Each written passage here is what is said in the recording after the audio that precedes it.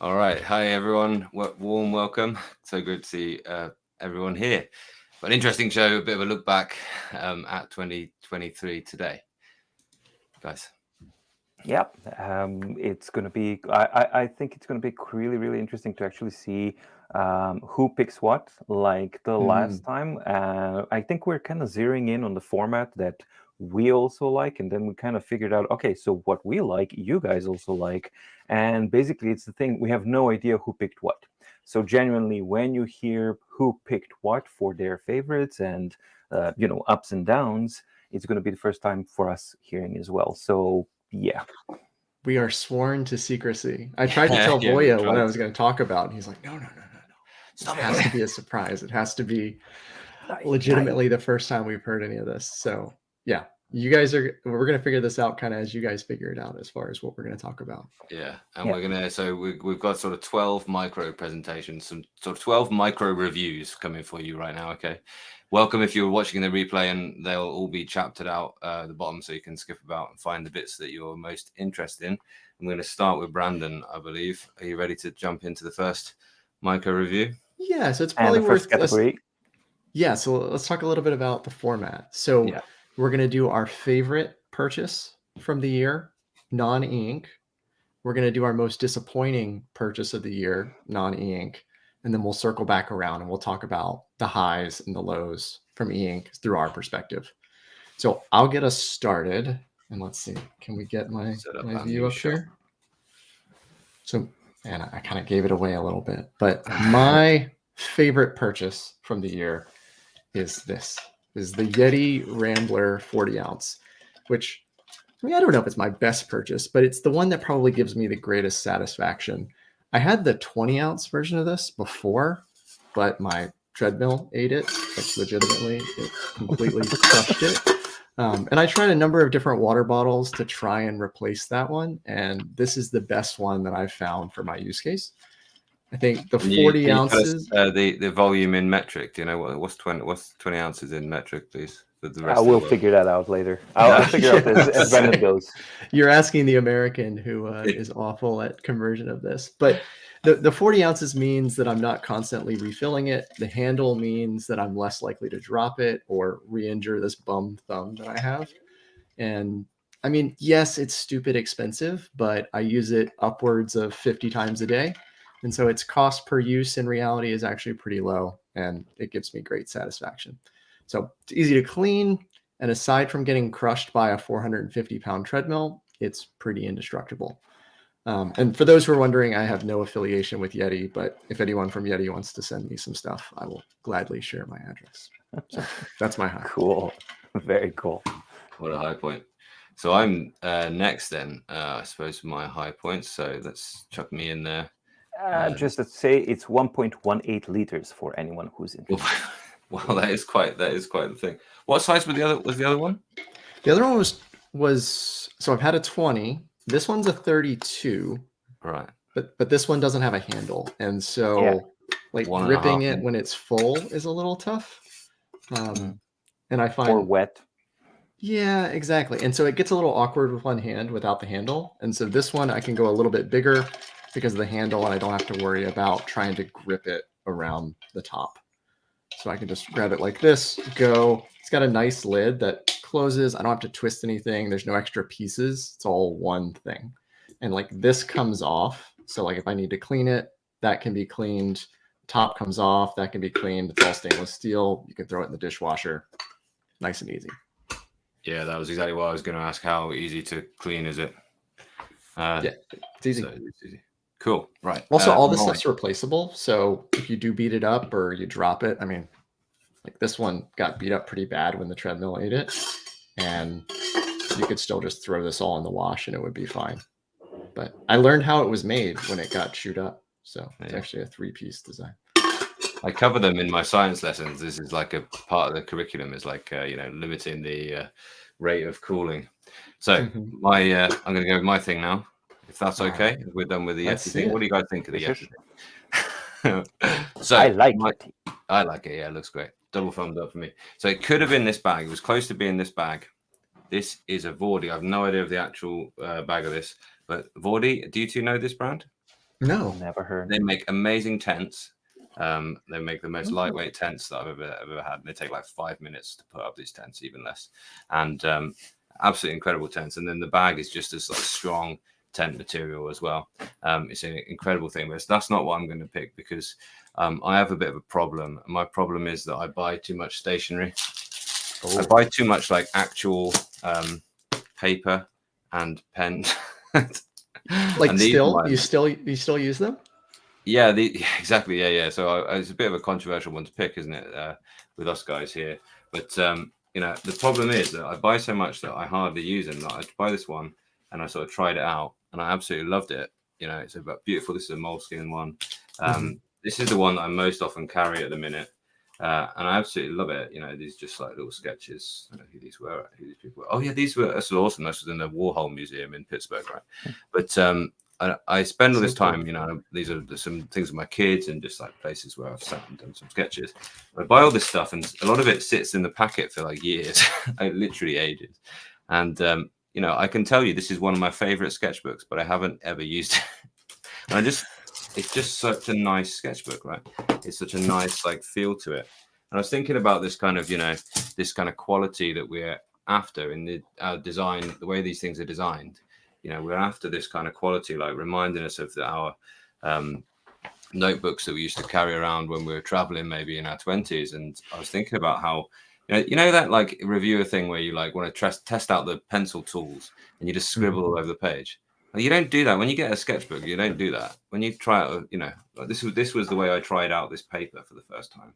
I settled down and I did a drawing. It's an El Greco thing, and there's this difference there, isn't there? Like how much do you value the kind of individual page on here and the kind of notes that you scribble? I mean, you look at the note I just scribbled down just before this to help us just plan out what order we're going to do it. It's like, it's not as precious and it's not as important. Really quickly, because I've got 30 seconds to recommend. This is the Hey Tio Cat, like clicky pen where you can like change. I know there's a few options of this. I think, what they're called, Lamy have one where you can like, you get a different ink out depending on which way up it is. The Lamy one's like 50 quid or something. This is like 15. I really like this Kuiko moleskin one. I know you like the Kuiko EMR, don't you, as well? I love mine. I just got a clip for it. I was at a local stationery store and they're always closed when I go there. And I finally got in there and they had the clips. That's my time up, but I'm going to be cheeky and take 15 more seconds. And we'll allow it. I know, liberties. And this, I've never had it out of the box, but I've had it for like probably almost a year now, and I really like it. But I haven't had to use it yet. So this is a ballpoint pen. I just like these are my favorite things. These are my favorite like purchases because I just can't stop myself from doing these things. I think there's something, I will use this. I'm going to pop it in my desk pencil pot now. And it's going to come out soon, I'm sure, when I have to sign something or something like that. But I don't know. I thought that was quite an interesting thing. That's my favorite thing of 2023. I guess before we hop into the next one, I'm curious, Voja, do you still have a use case for traditional stationery? No, actually, I completely flipped over to these devices that I'm using because, and actually, I was moving this year.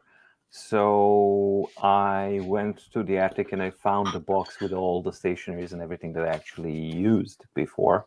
And then I just saw like what a huge bunch of it was.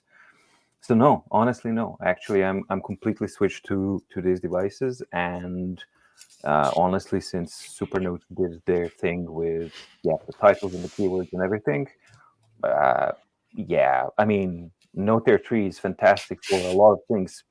But I still use the Supernote A5X for writing because I don't have to think about it. It's as reliable. Gets out of your way, right? It's just as natural as the stationery was. That's how it is. It's not. I don't think of it as a device anymore. It's the thing that I use for writing. As simple as that. So yeah. Yeah, I mean, I still have a use for a nice pen. So like I sign checks and like write on envelopes, but as far as actually like writing anything for myself, it's all digital at this point. Yeah, it just comes way more natural to me, and I don't disagree. I just think I don't know. There's something. It's something I'm maybe thinking about at the minute because I used to be somebody that like would spend all of that time with those those pens and paper and with those notebooks. And now, like, things have changed, but I don't quite use them in the same way. However, things like your automatic text recognition on this thing, like it means that what was the issue with using the paper before, which was I'd have all this writing and then I would never do anything with it. Whereas now you got automatic text recognition, you just however you get it off, you find it from the cloud, or you export it, upload it to Google Drive or whatever. And it's just a different way of doing things, and yet there's still a place for me for the tactile, the real thing. I completely agree about the value of a page thing. I think that was a very, very interesting point that you raised, and that's most definitely something to kind of keep in mind and think about it. So that's. And I bet you didn't. I bet when you pulled this out for the first time, the new one, we're all so excited by this. But like, was it different? Was it rather than the first thing you did on it? The first thing I wanted to do was those drawings. Was the first thing you did on it? Wasn't just a set of scribbles, probably. It was probably no. Actually, it for some reason it really resonated with me, and it just invites me to use it as a normal sketchbook. And I haven't spent enough time to give an objective reason why that's that way, but I do know that that's what it's doing to me. So cool. You fire in next. That's been too long. I've hijacked a bit of time. All right, so put in my desk here. So is it going to be the crab hat? No, it's not going to be my crab cat. Crab cat is at this point. Crab cat is 12 years old. It was purchased in Montreal when I was in Unity Unite back in 2011. This is my absolute favorite purchase of the year. And this transformed everything for me. What it is, it's for those who don't know, the Vinci Resolve is a piece of software. It's a editing software that I use and that I switched to since having horrible experience with Vegas, and I was tired of that. And then I figured out, hey, I like Da Vinci. It's working good. And then I figured out, hey, how about actually using and having control surface with shortcuts and with the jog wheel and everything. And I can say that it actually transformed my editing process immensely. Like it really halved the editing time. And by the time I'm actually done with the work, I'm not exhausted. I'm not completely drained or tired or anything like that. And it might not be an exciting thing, but for me, the editing and recording actually takes such a big part of my year. Yeah, there you go.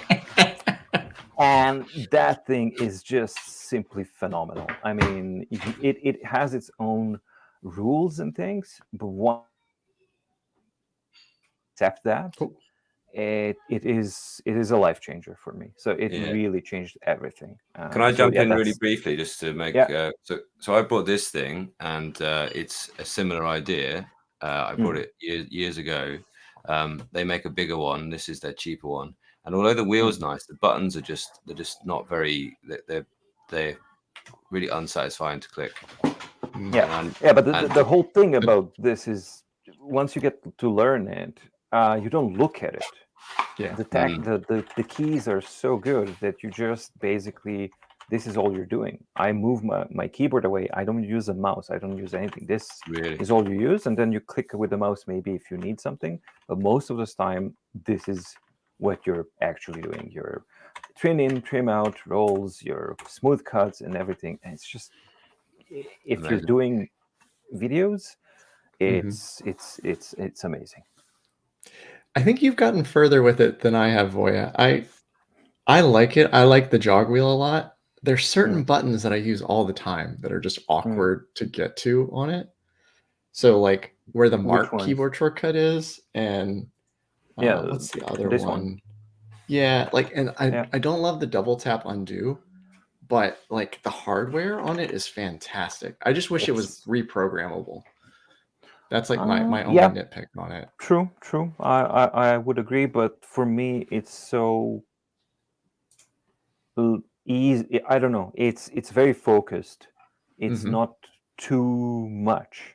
So what it has there, it's all usable, and I just use it. So yeah, I love that.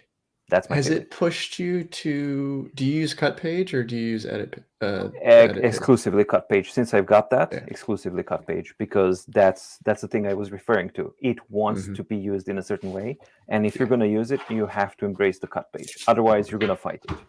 But if you do, it made editing process much better for me because I never used the Cut Page before. And when I got this, I started to use the Cut Page, and my editing just transformed immediately. Yeah, it is a one lot thing that faster. changed for me with editing was I watched a video by Sam Calder, who like makes these incredible videos about travel, and he said he has one hand on the mouse and one hand on one small area of the keyboard, and I just copied his keyboard shortcut. So this left hand doesn't move, and my other hand moves the mouse. So it's kind of like it's just about, and yeah, it is just about getting those workflows right. And I think if you're not a video editor, you know, take from this that actually there are times when you buy something that really does change or you make a change to your workflow that really changes your speed. There are times when you buy something that don't work out, like this Shutter Express didn't work out for me. Also, the Stream Deck didn't really work out for me. You could see me live streaming right now and not using the Stream Deck very often. So it's worth like knowing, you know, when you what is that workflow going to be, and really like committing to it. Like Brandon's not quite obviously committed to using that yet, and let it change his workflow. Is that right, Brandon? So the thing I love about it, I love the jog wheel, but I find that I just do the edit completely with the keyboard. So I have two hands on the keyboard, no mouse, no jog wheel. So the other thing, I didn't get into this, but the other thing I find with the speed editor is I wish I could default it into 1.5 times playback speed. So like having to double tap play to get to 1.5 times playback speed is frustrating. Whereas if I have it on the keyboard, I just tap LL and it's just a lot easier muscle memory. But you're double tapping there as well. I know. It's just my hands don't move. Just saying. But cool. I think we better move on to bad things now. Yeah. Bad things. Oh, all right. So is it me? Yeah. Go for it. Right. Yeah, let's come back around. Yeah, go see This thing ruined my day and ruined my freaking week. I don't have enough time to play games. But I love games because I'm a video game developer. That's my primary thing. I mean, I do this one day a week. The rest of the stuff, I develop my own video games. And I like tennis. So I got this one and purchased it. Went home. It's like, yay, weekend, I'm going to play a game. And popped it in. And you pay a full price for this, right? It was on sale, but still, it's a full price game. You put it in. The very first screen of the game is, welcome to our store. And then a whole freaking onboarding system about tokens, coins, and all sorts of, this is a PG show, but BS that was just like wanted me to crumple it into pieces and burn it and throw it away. It's utter garbage. It takes about 10 minutes to get to see anything remotely related to tennis. So yes, if you ever see this, even in a garbage bin, like, stay away from it. It's absolutely to Mario Smash Brothers Tennis, yeah. Mario Smash Tennis on the game. That's much better. But this is utter garbage. Utter garbage. So don't be warned. That's my rant. So Voja, we haven't talked about tennis. So when are we going to get together and finally play some tennis? Yeah, I haven't played in a gazillion years, but that would be fun. Why not? You get to see me stumble around. Cool. My bad thing. I say I've booted up. It's Half-Life's 25th anniversary. Any Half-Life players out there? So that got me back on Steam. Unfortunately, then there's the new CS:GO. So I've spent a few hours, not too many, because you're absolutely right. Who's got time to play games? Many of you, I hope you all got time to play games. But it's one of those things that you either decide to commit time is unproductive time, or you don't. Right. So what's my worst thing? Okay. Unfortunately, I wanted to love this, but I didn't. It's the Jelly 2E. Have you heard of these guys? You two? I'm waiting for mine to arrive. No. Oh my gosh. I hope, you never know though, because maybe you'll tell me something about it, and you'll be like, do you know, actually, great. There's something to love about this. There are things to love about this. It just didn't do what I wanted it to do. And I think the reason why I didn't do what I wanted it to do is because I wanted it to allow me to use the book's Palmer like always and as a mobile device, which is what it's intended. So I wanted to carry this instead of this. And it just didn't do it, unfortunately. And the reasons are sort of many and varied. I think because this was the thing, it's so impressive that they've crammed everything they've crammed into here. The 4G, it's got a mobile hotspot, it's got a small screen, okay, with the low resolution screen and everything, but you can do all that you can do on Android on here. You can get every app. It's got a fingerprint reader on the back. It's, to all intents and purposes, it's a great phone. But I still found myself going into the YouTube studio and like trying to respond to people's comments on this little screen. I was like, why am I doing this? This is ridiculous. And to have to then like start the hotspot on here and then log this on, wait for it to connect, meant that I was like, well, quickly, I've got a couple of seconds or whatever to check something or send a quick reply to a comment. Why am I doing this to myself when I've got this glorious OLED thing in the pocket? And it's a difficult choice to make. And it's kind of like I had to admit to myself that I've gone this far with large phones, and it's not currently likely that I'm going to go back to something this small. Whether this is the right format, I think because they've got some less. It's also quite thick, you see. They've got some less thick and bigger phones, which I think, they're still very small and quite minimalist. I think maybe that would be a better choice. So have you gone for the Jelly 2E itself? Voja? I think so. It's the one with the 2 SIM slots and everything. Yeah, exactly. Dual SIM. Yeah, for me, actually, it's exactly what you tried to do with it. I want the physical obstacle of the small screen because I don't want to have the office in my pocket and outside of my work hours. I figured out that I have to put a physical limitation so that I'm physically not able to conveniently respond to YouTube comments and to check my email and type that email. And that, hopefully, my attempt is to switch to that so that I have free time where I'm not always some percentage working, that my brain is not some percentage at work, which is what YouTube actually does to you. Very few people talk about that, but that's actually an issue. It's a very, very big issue. And for me... You mean you're always thinking about YouTube? Absolutely. Yeah. And if you have this thing always at your disposal, and it's so convenient, for me, my psyche is I guilt trip myself into I don't have an excuse not to check an email, not to respond to an email at midnight, right? And that's not good. Like, I don't have an excuse. Why am I doing that towards myself? So that's my and you constantly feel like you're trying to get it back to zero, and it's kind of a fool's errand. You're never actually going to get it to zero. And so basically, I mean, that was what I loved about I had the iPhone 13 mini before, and it was small enough that it was kind of an inconvenience, and I wasn't quite sure if I wanted to actually have a bigger phone. So like going to the 15 Pro was actually like a really tough decision for me. But I wanted everything else that the 15 Pro could do, and so I went ahead and did it. So, So I'm trying to see what happens by going the other way around and setting like fixed times in the morning and at the start of the workday, and at the end of the workday, I'll check the comments and emails and do them, and that's it. So that's going to be a attempt. I think that's it, and using it for that bit of time. I committed to doing it for and I managed 2 weeks for it, and I carried those 2 things, and it did work. And it taught me a couple of things. I think it taught me, Kit, just be a little bit more aware of what you're doing with your time. have a e-reader closer and don't just automatically open your big screen and look at other things like that.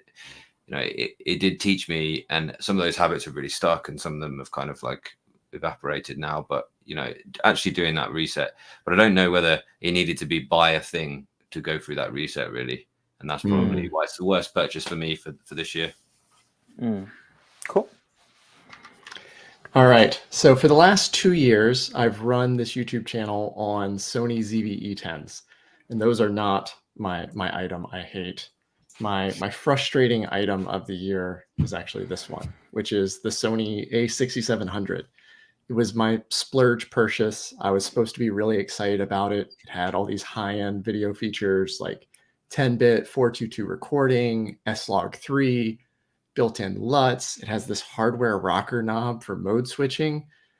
But in practice, it's been unreliable because it overheats constantly. So for those of you who are watching the Supernote A6X2 unboxing stream the other day, you got to see it overheat firsthand. And I wish I could say that was the only time, but I've had it overheat, I think, every time I've done an unboxing video, because anytime I record more than 30 minutes, it'll overheat. And so it's just super annoying. And the camera has so much promise. It has everything I need, but in practice, it's been a major thorn in my side. It makes creating videos less fun. And so I just do less of it when it was designed to make it a more exciting, more enjoyable experience. And so that's what was the difference up to the FX30 then? Was that a lot cheaper than the FX30? Or? It's a little bit cheaper than the FX30, but the biggest difference is I wanted the hardware knob. So like I use 1 for S-Log shooting. I use 2 for regular run and gun shooting. I do 3 for thumbnails. And on the FX30, you can't do that. You also give up a viewfinder and like a couple of other little things. And so I could go to the FX30. I'm going to try and switch to a dummy battery on this. And I'm going to try to get the little fan that goes on the back. And if that doesn't work, then there will be a used A6700 for sale, and I'll end up buying an FX30. But sorry to hear it was supposed to make things better. It was a splurge. It was twice what I've spent on every other camera, and I just can't trust it. Oh, sorry to hear that. Nothing sucks more than that, especially when it's like a tool that you're looking. There's nothing you're gonna look more forward to than a new camera when you're doing this. I mean, the one thing that has saved me is I use this Zoom F2 recorder for all of my audio. Otherwise, every time it overheats, I would lose audio because the audio is coming off the main camera. But because at least I record into this, I can still use the top-down camera and keep going. Otherwise, it would just be a completely lost shot. Yeah, that's great about the Rode Pro things as well. They're always capturing 32-bit float whenever they're on. Absolutely brilliant. And the reason I'm actually I've said this to the boys before we started. It's new camera day tomorrow, and this one's great, absolutely brilliant. But it's a better photography camera than it is. It's an M6 Mark II, better photography camera than a video camera. And the reason I'm not going to use that any longer for this shot is this top-down shot is that it overheats when I'm filming it. It's just like great. So I have to stop my flow and wait for a bit. Hey, there we are. Sorry. That is the best feature of it. Cool. That is so awesome. I mean, it's just really good. That's also the best feature of the new Supernote is it now comes with a fidget click. Yeah, but that makes a noise, and that's annoying. Yeah. And the teachers will tell us that kids clicking their pens is quite annoying. Okay, so let's rock on, and it's going to be Brandon again with your high e-ink next. Oh, all right. Well, into the second half of the show now. I'm gonna do a little bit of a lightning round. Are you okay with me taking everything on this? Oh, do you want to do low? Why don't we do low e-ink first, and then we'll work our way up. All right, we'll start with lows. Start with lows. Okay. I would say my low for the year is release frequency. And I know that's a weird statement. I'd say on the low end of release frequency is the Remarkable, which is we really didn't get a new Remarkable device this year, at least not a Remarkable 3. We got the Type Folio, which is great if that fits into your workflow. But I don't think I'm going off on too much of a limb to say that most here would say a 300 pixel per inch remarkable is an easy upgrade to say yes to. And so when will we actually get an upgrade on that front? So that's on the low side. I would say if we look to the high side, you go to books. And I'd say, in my opinion, I think books released too many devices in 2023. I think if I can count correctly, I think it was 7 in the calendar year. So Tab X, Tab Ultra C, Palma, Tab Mini C, Note Air 3C, Ultra C Pro, and then Note Air 3 Mono, which is still 227 pixels per inch and something released in December of 2023. And then we add on top of that, I think Tab Ultra came out at the tail end of 2022. So we've gotten 3 books Tab Ultra refreshes in about a year. And the Tab Ultra C was replaced as flagship after, what, 155 days? Really? So yeah. So those are the lows, is just getting release frequency right. Want a little bit more from Remarkable and maybe a little bit of restraint from books. Couldn't agree more. I think we all agree on that. I think absolutely getting it right. I think one thing when people were complaining about the release frequency, they're often compared to Apple and Samsung, and they are companies that know what's going to be in their phones, 3 years down the line. They're working on the things that are likely to be in those phones. And I think that everyone's used to that kind of cycle of annual, here's all of the phones for this year. Choose what to buy. That'll be our flagship for a year. That'll be our kind of just under the flagship, but still look the same. That'll be the entry level one. And they're all kind of released in these kind of, but then that is a big company with, a pair of big companies, massive companies. And they are, they're able to do that. Whereas these smaller companies, they don't plan like that. And I think when they want to be predictable and they want to be, they want to do things in the open like Supernote, it sometimes means that they have to change their deadlines and everything like that. And I think, I don't know, I hope that we are the beginning of a larger market for e-ink tablets, because they're excellent. And I hope that means that these companies will become able to, as you say, get the release schedules right and get the upgrades right. And when the market wants, as you say, a 300 dot per inch Remarkable, a color Remarkable, an A4 Remarkable. I've been after an A4 Remarkable for some time. Color to draw with that thing. That would be incredible, wouldn't it? But we're not quite. Those companies, maybe and Remarkable included, aren't quite there yet. So it's my low point now, is it? I believe. Let's do it. Yep. Right. So I was going to. It could have been waiting for this. Could have been, and that kind of chimes in with yours, the release schedule thing. But in reality, it's not waiting for this because this is, if you're not sure what you're looking at here, the Supernote A6X2, absolutely fabulous device. But because they kept us informed, and they let us know, they chat on their Reddit, and it's been worth the wait. And it could have been the absolute joke of an update on the Lenovo, but I've just said enough. I've just said enough about the Lenovo. I'm not even going to turn it on. I checked it was charged. I thought I might turn it on, but I've said enough about the Lenovo Smart Paper. But I'm going to go for the Kindle Scribe, forevermore to be known as the Kindle. Yeah, not a Kindle, but the Kindle. The Kindle. It's the Kindle. Yeah, and I think because it's Microsoft Office integration wasn't there. It wasn't what it should have been. And I think would it like I made a video about the Remarkable Office integration and the Kindle one, and it's such a simple thing. Like you've added, you can send to Kindle. You can send to Remarkable from Word and PowerPoint. Why can't you do the same for Kindle? I mean, it's the tiniest little add-in they've made, tiniest little plugin they've made for Word.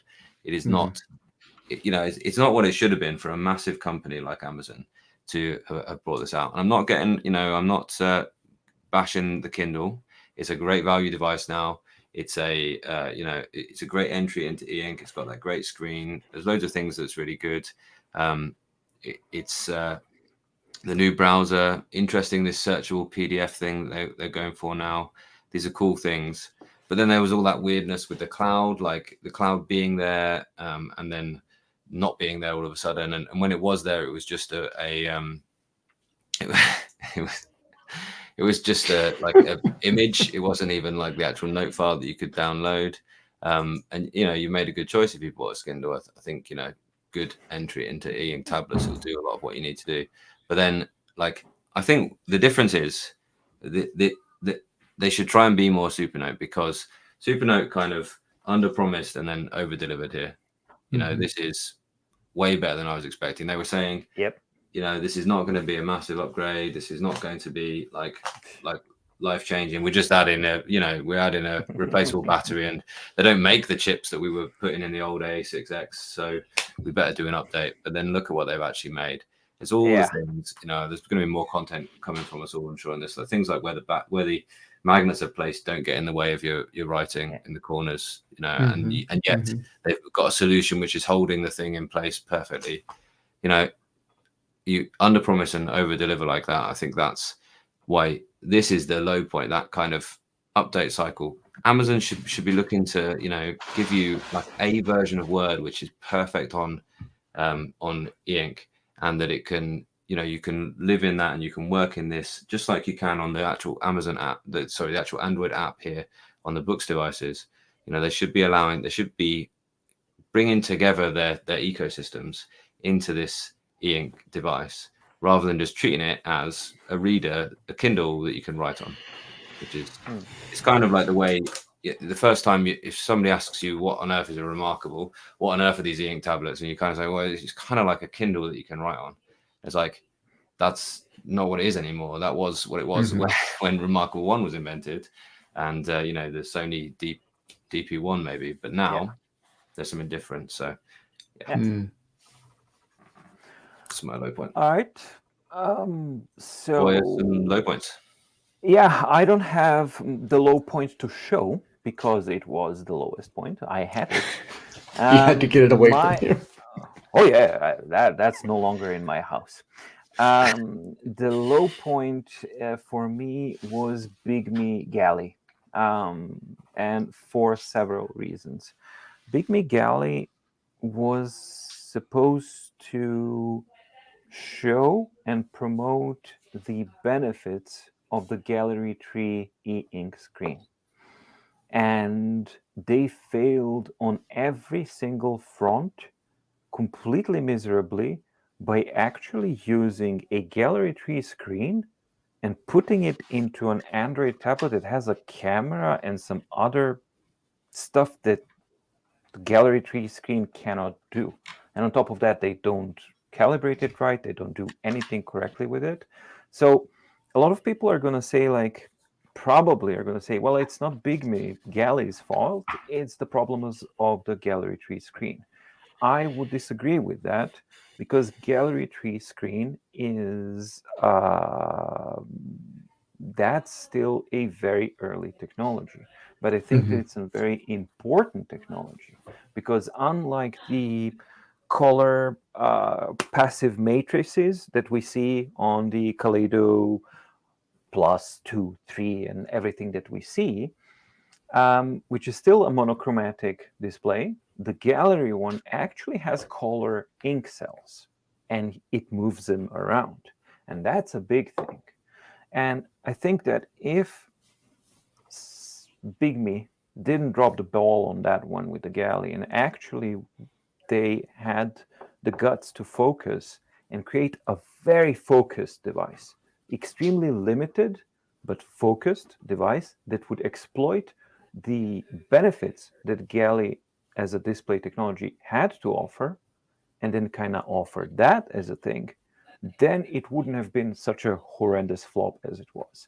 Instead, what they actually showed or shown was that they fundamentally didn't understand what the Gallery screen is for. And they tried to just use it as another color panel and just shove it into an Android tablet and whoop-de-doo, here you go. And for me, that was a tremendous disappointment because as a device, it's horrendous. And I think that it slowed down. That device alone, I think, is responsible for future slowing down of development and improvement of the gallery panels, because it has shown, hey, here's a device, and it was a tremendous commercial flop. And you think that e-ink is going to be investing into that over Kaleido 3 that's selling like hot pancakes because of books? Of course not. So that to me is the biggest flop of the year, and that is the pre-order. So that's something that I purchased for myself because Bigme didn't dare to send one to me, so I just bought one, and then of course sold it because it was tremendously disappointing. The clue's in the name, isn't it? Like it's designed for going on the wall somewhere. They were trying to design the best poster replacement they could. Yes. The thing that you might want to display your art on if you were able to, show that in a gallery. That's what it's for. Yeah. And and they just dropped the ball horrendously. Yeah. So cool. I think you're still on. I think luckily for you, you can start smiling now because you can tell us at your high point now. You mean me? Yeah, absolutely. Well, things have changed, haven't they, in the last couple of days? Any I don't know how about you guys. I would agree. Things have changed. I thought that I had in the bag, right? That it was like, okay, so my favorite purchase of the year, I thought, would be this, right? The Note Air 3C, because I freaking love this thing. It works. It replaces almost everything that I need. Of course, I still do all of my writing on the Supernote A5X, but everything else I really, really love about this. And then all of us a couple of days ago, we got to see this. And I'm torn. I'm really torn. But there's something incredibly difficult to ignore about what this represents and what it actually does. I haven't purchased it yet, but I'm definitely going to. There's no question about that. So I am definitely going to purchase it. So if the judges allow the technicality that I haven't purchased it yet, but I will, I'm still a little bit torn because I haven't spent enough time with this yet to be 1,000% certain. But for me, if the A6X2 didn't come out this year, it would have been the Note Air 3C. That absolutely, without question, would have been, and it still is, one of my top 2 purchases, e-ink purchases this year. But this one, as Kit said, this one throws quite a bit of things into the spanner into the works, because it's they undersold it, they underplayed it, and what they delivered on every single front, I was not prepared. The attention to details and everything, you just look in, and it's better, and it's better, and it's better. Yeah. I mean, the addition of the G sensor and the landscape portrait orientation, like, I was first like, what the hell? Oh, okay. Well, that works brilliantly. You don't have to think about it. You don't have to do anything. And it's just, as a platform, it's something that I really love. And on top of everything, I am a geek.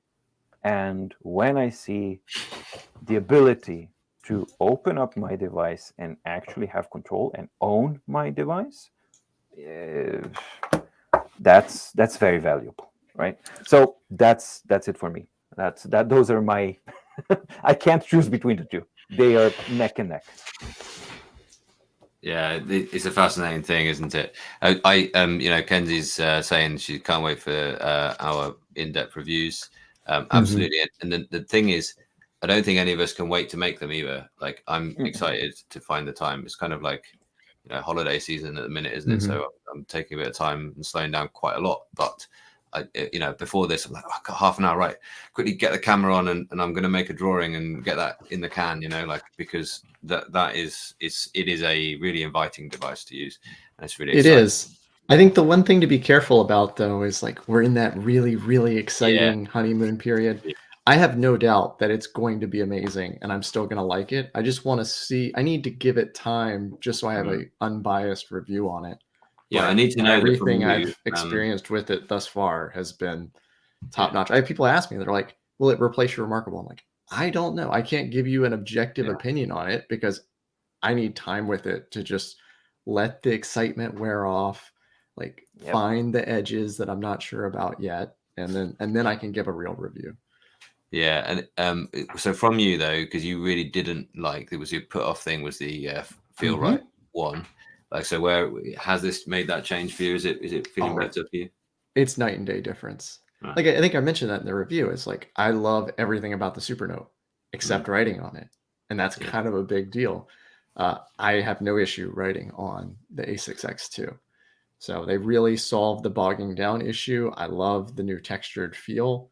It's really good. I do find that I prefer it with a thicker ink weight. So the 0.7 ink pen. That way I don't have the urge to really press down. Yeah. Because if I really, really press down, you can kind of convince it to bog down, but it's not nearly as much as it was on the other one. And yeah, I really like it. And that's a nice flowing feeling of writing, isn't it? Yeah, absolutely. Yeah. It could have been, so for my high point, I think that's where we're up to next. It could have easily been this as well. One of the biggest things for me is that they've added this drawing app and the nice airbrush things and all the different weights of pencil. See, that's important for me. So I'm going to, my intention is to be going through some of Van Gogh's drawings and sort of copying them up. And, that's going to be an exciting thing because obviously Van Gogh needs color. But, maybe I'll come back to the Air3C for that. Now, it could have also been the Note Air3C as well. Absolutely, it could have been. But I think the biggest kind of like moment for me in e-ink this year, and we can discuss, was it too close to the Tab Ultra, which was the black and white one? But the Tab Ultra C and the original one was this year. And I think that's been my sort of standout e-ink moment because we, reviewers, it's such a commonly used word, but we talk about game changers, talk about things that actually change the way that you approach devices, the way you approach your own productivity. And the Tab Ultra C was the one that made me really go, oh yeah, I was excited for the Tab Ultra. It works. It's fabulous, the black and white thing. But when it came with the color screen, and all of a sudden, apps like not Outlook, sorry, Word, like the little banner at the top, you can see the difference between all the different icons just so much better. In Word, like it really just made sense. That was the moment, it really made sense for now more than just reading and for notes. And I think that, it's quite incredible how the screen is working on here. It is quite incredible to see. I don't know if it's really coming through on the video as much as it should, but when there's a refresh, and it doesn't always need to do that full screen refresh like it just did, and the ghosting just vanishes. When it does that, and you sort of watch it go, you're like, oh yeah, this is something different, isn't it? And that coupled with the typing and coupled with all of your different use of different apps, it's a device to get to know. And like, do you see that ghosting vanish there? I'll try and recreate that. Get rid of that. And you just see the thing, a few refreshes later, and it's back to that. And actually, you're hard pressed to tell the difference when you're in ultra fast or fast.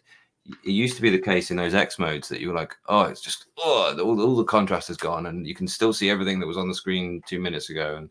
And and then this, whatever they're doing with the book Super Refresh, it still needs to get there, still needs to improve. But that coupled with this Kaleido free screen, coupled with the screen input, I haven't picked the Pro because it wasn't such a shift.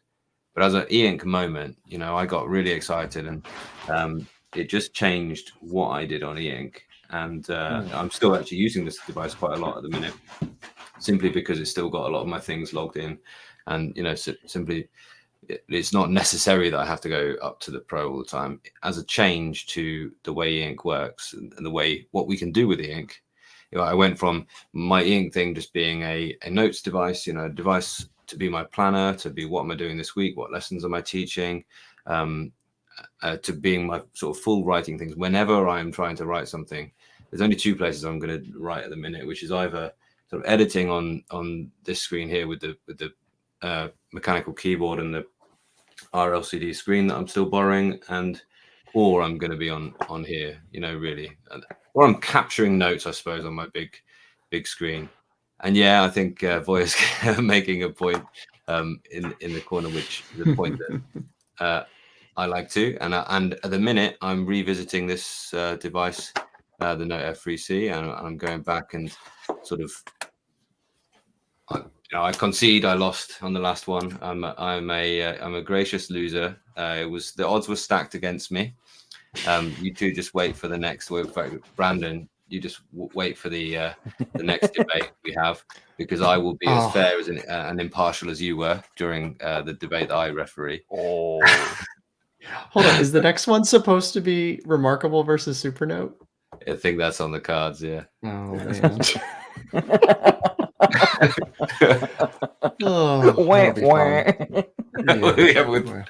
With me in the black and white stripe. You guys. All right, should we get to my highest?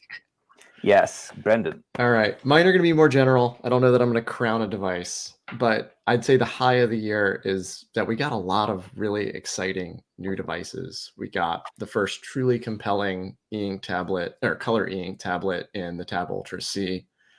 We also got the surprise that was the Books Palma, which I had no idea was coming, and is really, really entertaining and interesting. I think it's 2 components away from a pseudo-minimalist e-ink smartphone, and I really hope they go back to the well and actually add a GPS and a SIM card, because I could totally see using that.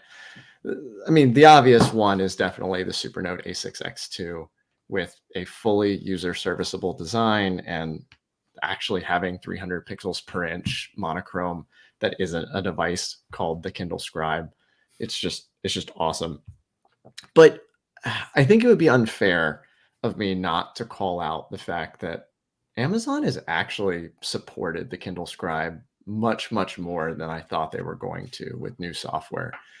I don't know that it's a compelling productivity tablet, but they started out so far behind, and then they've made up a ton of ground. So as much as I don't want to use it, I think you have to commend the fact that they've actually supported that device instead of doing a ship it and forget type scenario. But if you pinned me into one device that actually released in 2023, it's probably this one. Wow. Woohoo!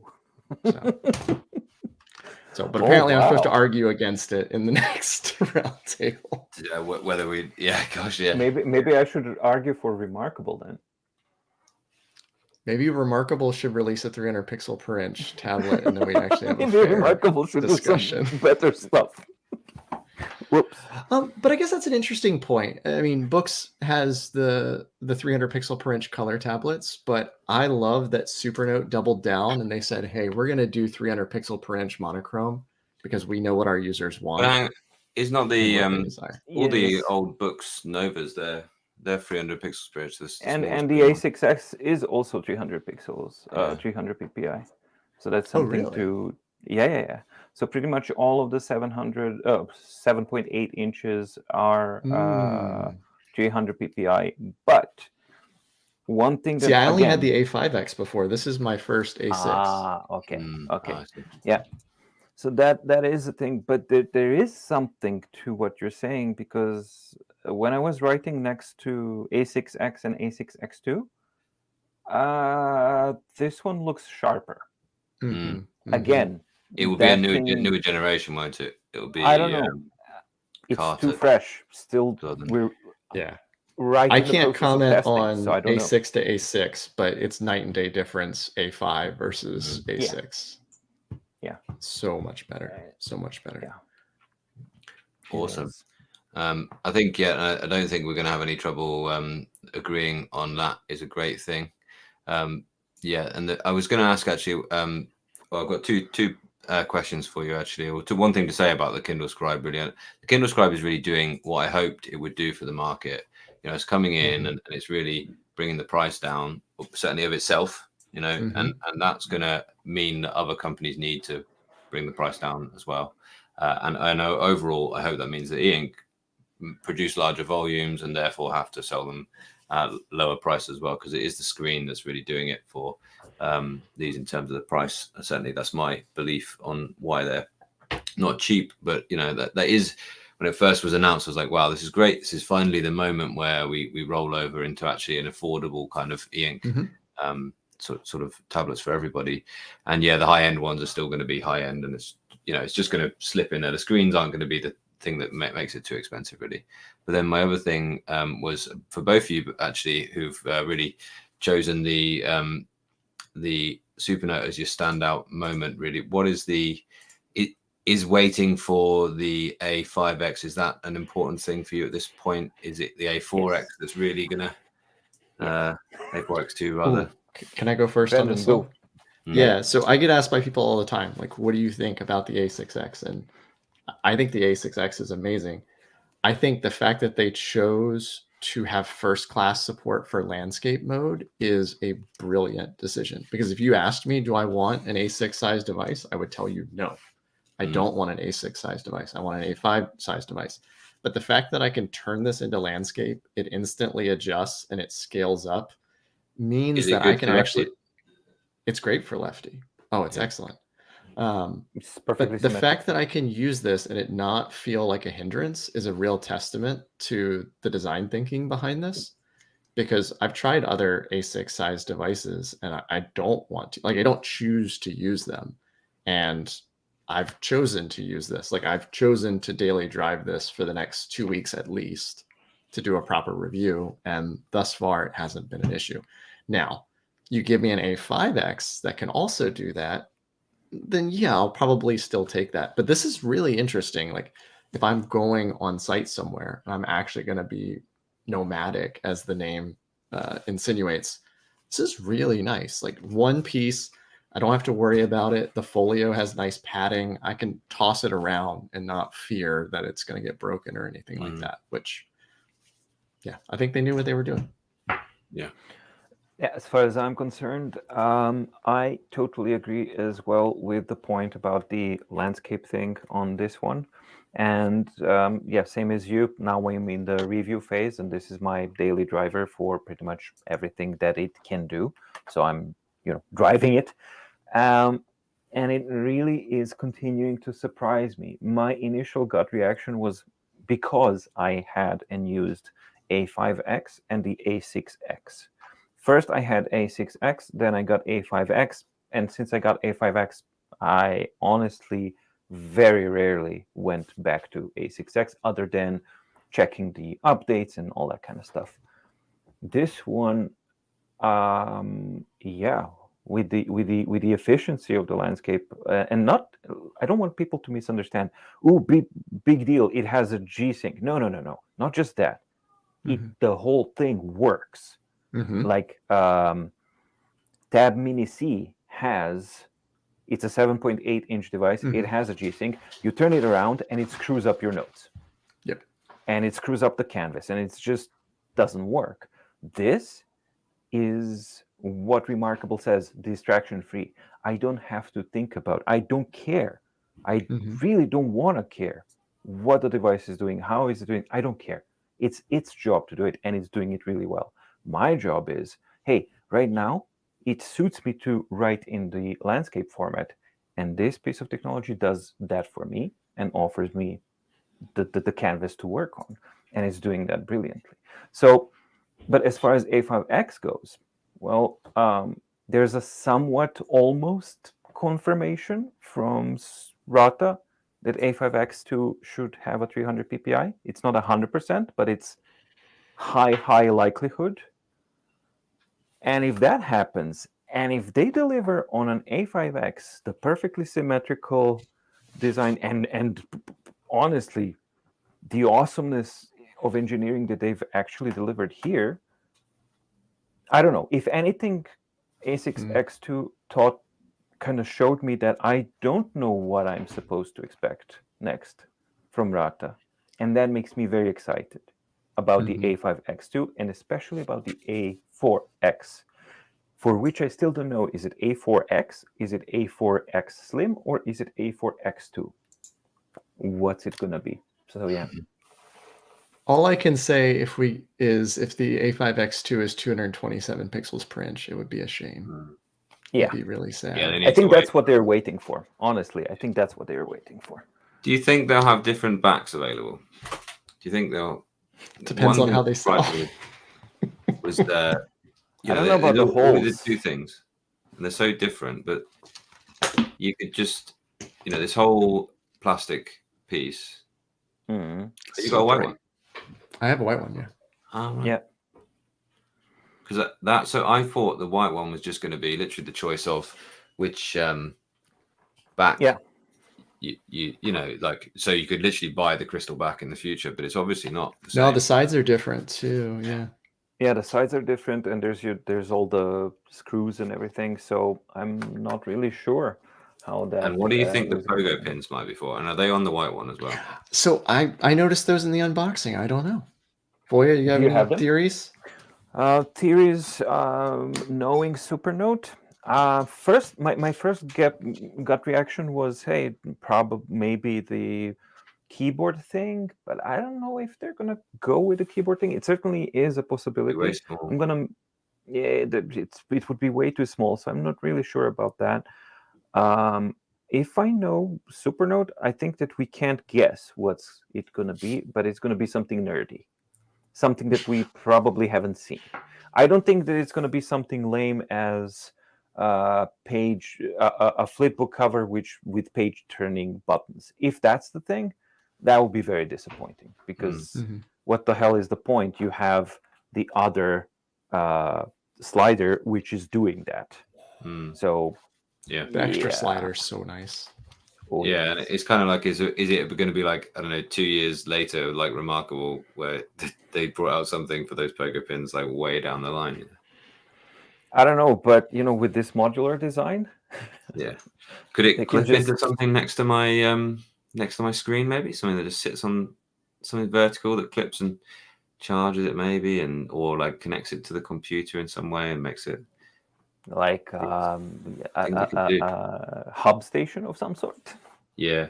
How much? Yeah. Do you know, Voja, how much, or Brandon, how much data? What data rate can you get for a pogo pin like that? It's not going to be high, is it? No, it's not going to be enough for anything like that. But you can get power through that. So, and pogo pins, USB. Yeah. USB has a data rate, so I don't know. We shall see. In any case, it seems like it's something that would slot like this, and it has a power slot here, has a pogo pin over there, and it feels like it would go in like that and maybe lock in. Yep, lock in, and you just go like this, and it locks. Is it going to be a docking station? Is it going to be something else? I don't know. I really don't know. We'll see. Or maybe they don't even, maybe they just have like a bunch of ideas and they just said like, okay, let's just throw in a pogo pin in there. Yeah. Just in case. So do you guys want to spend a few minutes with a few questions before we call it today? Got time? Yeah. If you go into the start as well, then you'll see some there. Any that take your eyes, I've had a little look through. Some people wondering if what am I serious? At the start, like talking about that. What did I buy recently?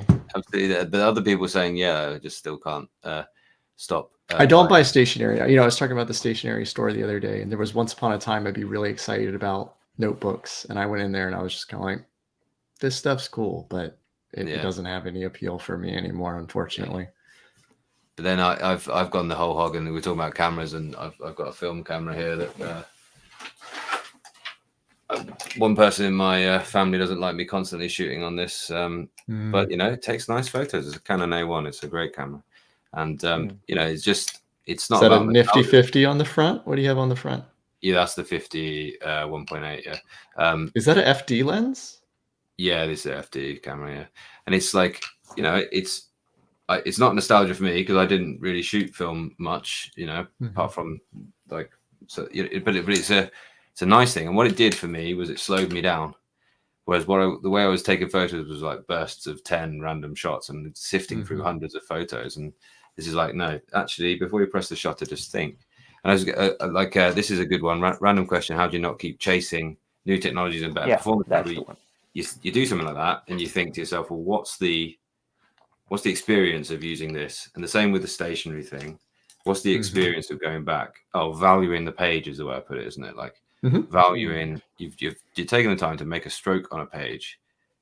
You know, just because you can delete that and press undo straight away, it's gone, doesn't mean that stroke can be any less powerful or any less important, any less memorable to somebody. So I think that's it. And you know, making the point about the first tab up, Ultra C, and thinking it's good enough. And I made the point in my content quite a lot, and I think you guys did as well, that you don't have to upgrade to the latest thing all of the time. It isn't obligatory. You know, it isn't obsolete. It's still doing what it was doing for you the first time. So difficult one. So like I went on a podcast recently and they were asking me about gear, and my perspective here is buy gear until your quality is not a distraction, at which point solve workflow headaches. So you don't need the latest and greatest. You just need to solve actual problems that you're experiencing, like overheating. So like this is something worth upgrading or swapping out. But aside from that, get to some minimum level where you can focus on your craft and then do that. Yeah, and also there's because that's the one that actually I would pick as well. There's a bit of a practical advice because yes, there are these definitely the things that you're talking about, absolutely. However, I do know for a fact that some people it's not so easy for some people to resist the marketing strategies that are uber aggressive. And they are getting more and more aggressive with TikTok and with everything else. It's just getting to be much more difficult to actually resist the active brainwashing marketing strategy that's designed to kind of tell you you need this. Your sense of self-worth is less unless you actually own the latest and greatest. And the really bad thing about it is that it's actually targeting people with lower self-esteem, some insecurities, or anything like that. So if, for example, you find yourself in that kind of situation, I made a video a long time ago. It's needs versus wants. Just my number one advice would be, if you find yourself gassing, right? And all of us will kind of remember that you speed up eventually. It's not an on-off. There's a new bit of technology that happens. And it's not an instant on. There's a little bit of a thing, and then you build up an inertia. Once you have enough inertia, you don't stop. And then, unless you have that thing, you're unhappy. Where you're not, you actually have done that to yourself with that building up of inertia. So at that moment, if you find yourself there, just try and stop for a second and build a physical list. My needs and my wants, and then put the technology, exactly what Brandon said, exactly what Kit said. So a merger between those two. What do I already have that fulfills my needs and my objective wants? And what does the new piece of technology actually quantifiably bring to the table? And just the act of stopping that inertia thing and just rewinding a little bit to see what you actually have around you may be enough to help you get away from at least that instant kind of, brainwash wave that you encountered. But there's going to be another one, of course, because that's where we are, unfortunately. But yeah, that's what I would actually say, because this is a very important question. At least I feel like. Yeah. Yeah. And also don't buy things late at night. You'll regret them. Like defer. Don't buy anything after 2 p.m. So I bought the Remarkable one on a feeling just like that, and I brought it at literally it must have been 1 a.m, and I was like, I'm not gonna go to sleep unless I just press buy now. And it's taken me on a bit of a journey, and I haven't regretted that. But there's probably more examples of purchases of that type that haven't led that way. Any other good questions taking you away? No, it doesn't. It has clip-on things, the white one rather than screws, which is we've been surprised by. I was gonna answer that. Yeah, the screws are underneath. Oh, they are there. So, well, I think on y'all's they are too, right? Yeah. Like you can't see the screws on mine, so I assume yours are under the plastic. No, they're exposed. You can feel them. Yeah. Well, there's you have to unscrew them to actually get the back off. Different on mine. Yeah. Interesting, isn't it? Mine, you can use your. I mean, I haven't done this yet, but yeah, I can peel this off. Watch me break it. Must see content. Brandon breaks Supernote X2. Yeah, you can take it off without screw. Now there are going to be screws underneath here for the batteries and all. Yeah, my screws are underneath. I don't think you're going to be able to see it on the camera. No, so there's no way you could put the one back onto that. It's totally separate. Just a quick one here. Do the books tablet receive Android OS updates? No. And why not? It's my understanding that they don't get it because of the licensing deals they strike with companies that give them bulk chips, SoCs. So basically, the licensing deal is this SoC can be upgraded to this Android version, the latest one. And that's why, you won't see books devices ever getting actually upgraded to a new Android version. Good stuff. Brilliant. Yeah. This discipline towards e-shopping sprees. And Sheila says, yeah, it's the fear of missing out. And this individual has received you could run for. It's one solution. Absolutely, yeah. Any others from the starred list, you guys? This one, think there might be a Supernote with a Kaleido screen in the future? Not anytime soon. Don't think so. No, I really don't think so. And I don't expect to see a Remarkable with color either anytime soon. Me neither. And I think that's I'm perfectly fine with that. So do you think that's about they want their devices to stay in a lane, or do you think that's because of a battery thing? No. It's about a use case. It's a fixation on writing and creating. And if you're creating, you don't likely need that color. Again, they're not trying to be an Android tablet. They're trying to be an alternative to a writing tablet. But this thing with going towards drawing, it's on the going towards the Atelier app, for instance, for an artist, that was my first thing with Remarkable was like, right, I'm interested in having the color to do that. Yeah, but for me, I think the argument is it's not good enough. Kaleido technology is not good enough for what they want to deliver, and they do care about that. So that's what I definitely agree. I mean, that's why I was so excited when I heard that Books was going to still have a mono Note Air 3. I was like, brilliant! They're going to do a 300 pixel per inch black and white mono. Like they understand the use case. And then we got 227, and I was like, oh. Yeah. Because I'm a user who would prefer a mono device in some cases. Like, I think the Note Air 3C is great. I think there's a huge use case for that. But I don't think they should stop making black and white devices. I think there's still a user for that. Absolutely. As for sheet stuff, that's a huge discussion. But sheet music, reading sheet music, I use the Note Air 3C. I use that without any problems in landscape format, and that's okay. But I use sheet music only when I'm learning a new particular song or something like that, and then I just commit it to memory, and that's it. If you're reading sheet music on the fly, then you are going to need a remote Bluetooth remote page flipper, or you might want to consider an A4. But I think an A4 device is generally something that majority of people are going to prefer, because this in landscape works, but it's still a compromise. Mm-hmm. Cool. Just a couple more. I think, is the lack of light frustrating on the Supernote? I don't think so. I think find windows to sit by. Go outside. Enjoy ink for what it is. Yeah. So I'm going to push back a little bit, which is, yes, you can totally use it. It's no problem. But you do notice it. Like I was sitting on my couch and I was writing, and where my hand shades the screen, again, the Supernote screen is darker contrast-wise than the other two. And I don't think it's a deal breaker, but I notice it more on that device than the other two. The other two meaning?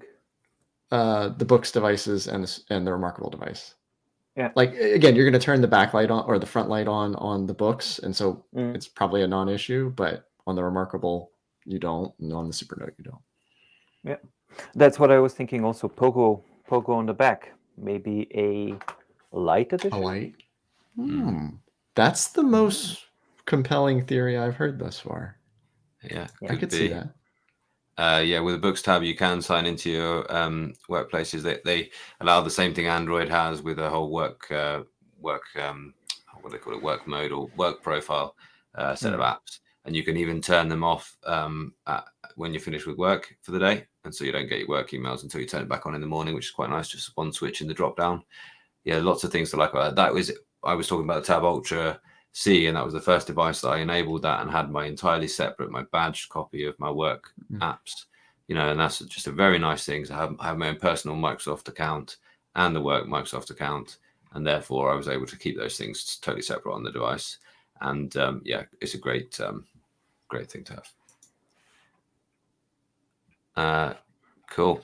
The Linux thing, any thoughts about the Linux operating system? That was going to be one of the flagship things of X2. It's partly where the 2 comes from, is the 2 operating systems. It's not necessarily just the second gen.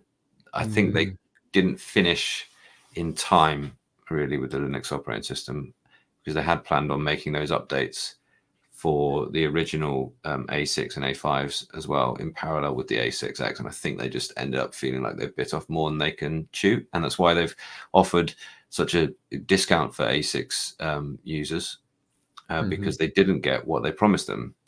And they didn't promise, they set out a roadmap and they aimed to achieve all the same features coming to the older devices, and they didn't. And that's, I think, a software development time frame thing. Would I be right in saying that, gents?